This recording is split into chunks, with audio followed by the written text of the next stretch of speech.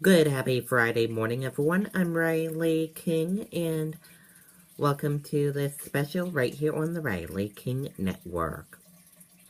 The history of Black Friday. Let's get started. The retail bonanza known as Black Friday is an integral part of many Thanksgiving celebrations, but this holiday tradition has darkened roots that might imagine.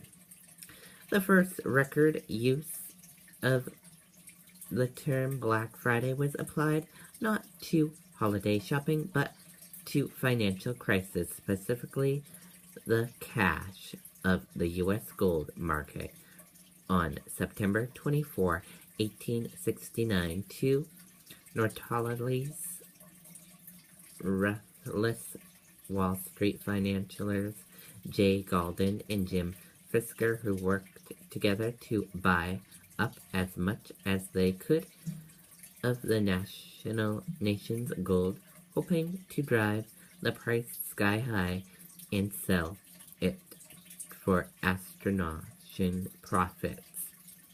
On that Friday in September, the conspiracy finally unveiled, sending the stock market into free fall and bankrupt everyone from Wall Street barners to farmers.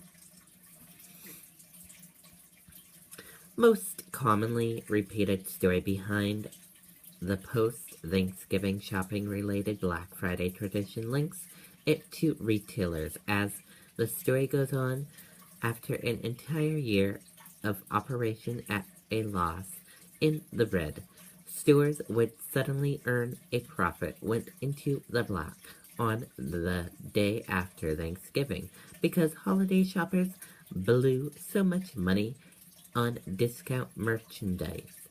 Though it's true that retail companies use to record loss in red and profit in black when doing their accounting. This version of Black Friday's origin is officially sanctioned but inaccurate story behind the tradition. In recent years, another myth has surfaced that gives a particular ugly twist to the tradition, claiming that back in the 1980s, Southern plantation owners could buy slaves at a discount on the day after Thanksgiving, though this version of Black Friday's roots has understandably led some to call for boycott of the retail holiday.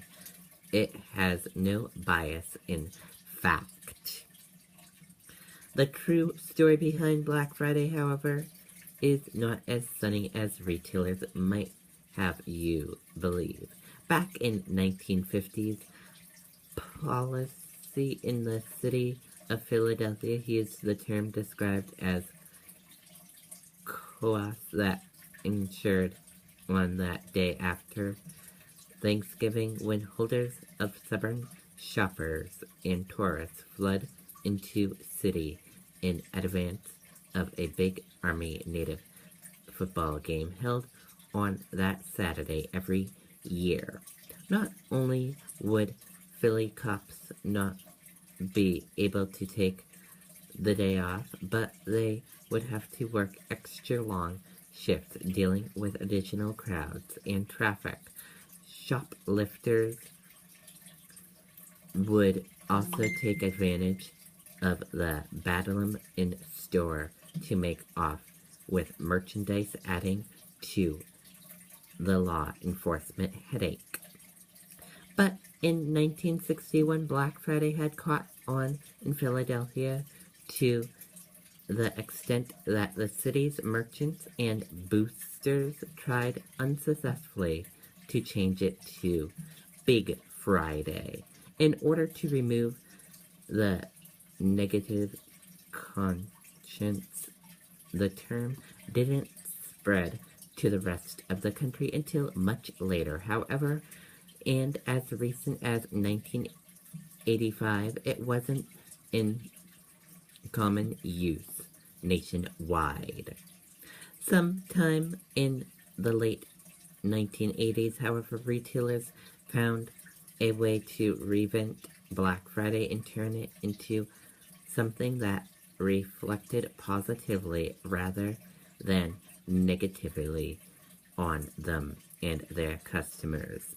The result was the red to black concept of the holiday mentioned early, and the nation on that day after Thanksgiving marked the occasional when Americans' stores finally turned a profit. In fact, stores traditionally see bigger sales on the Saturday before Christmas. The Black Friday store stuck, and pretty soon the terms dark roots in Philadelphia were largely forgotten. Since then, the one-day sale bonanza has morphed into a 4-day event and spanned other retail holidays such as Small Business Saturday/Sunday and Cyber Monday. Stores started opening earlier and earlier on that Friday, and now that most dedicated shoppers can head out right after their Thanksgiving meal.